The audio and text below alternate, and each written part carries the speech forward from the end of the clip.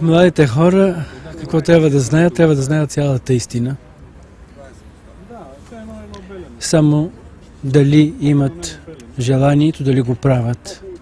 Трябва да имат интереса, да прочетат, защото ние сега ще покажем няколко неща. Малко хора ще видят. И това е тяхна отговорност на младите. Те да знаят истината за този режим.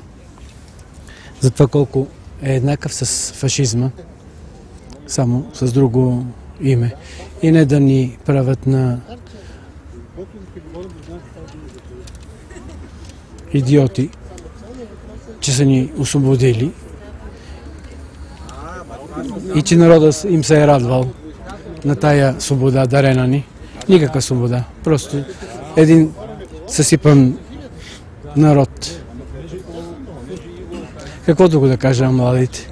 Техна отговорност. Те трябва да знаят, те трябва да се интересуват какво представлява този режим. Ще трябва да изчезне от тук, за да се обедини евентуално този народ. Това е една разделителна линия, която един ров, огромен ров, който ни разделя.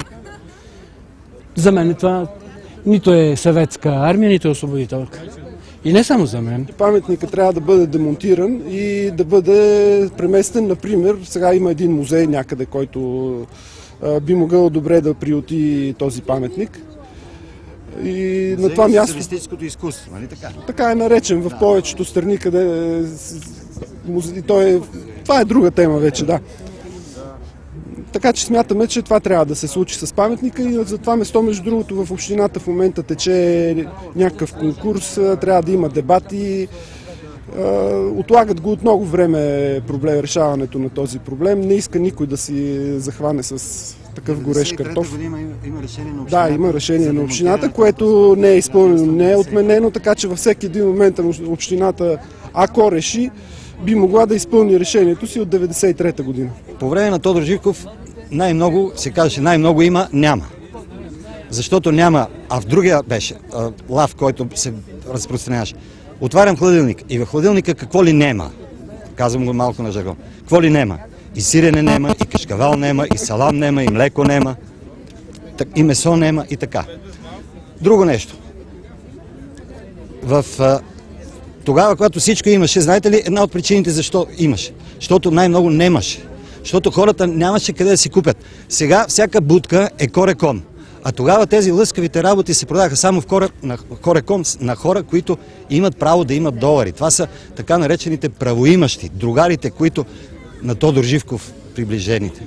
Правоимащи, които получаваха валута, които много обичаха социализма и убиваха заради социализма, а живееха по капиталистически. Защо?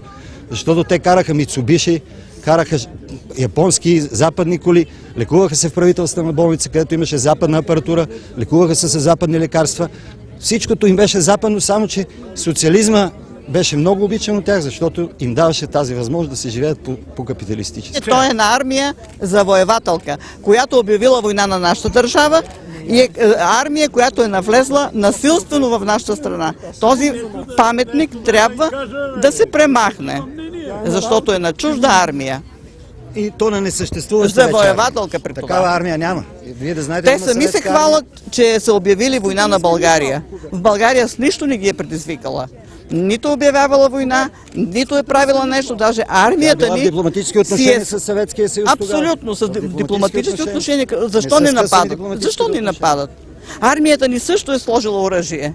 Нито един изстрел не е дала. Те са ги посрещнали. Защо? Защо? И защо трябва да го слагаме този? Вие ми отговорете, кажете ми наистина. Вижте тези деца как хубаво играят тук, ако може така да бъде с паметника, да го няма и да играят деца. Важното е да мисля за тези, които са загинали, а не да мислим много за съветската армия.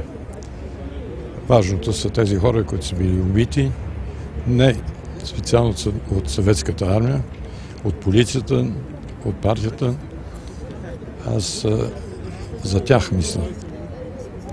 Съветската армия си дойде и си отиде. Не беше за пръв път тук. Те са и ни спасили в миналото. И имало моменти, които не са ни спасили. Руската политика е руска за Русия, не за България. И няма що да очакваме руската политика да работи за България. Нито английската, нито френската, немската няма да работи за нас.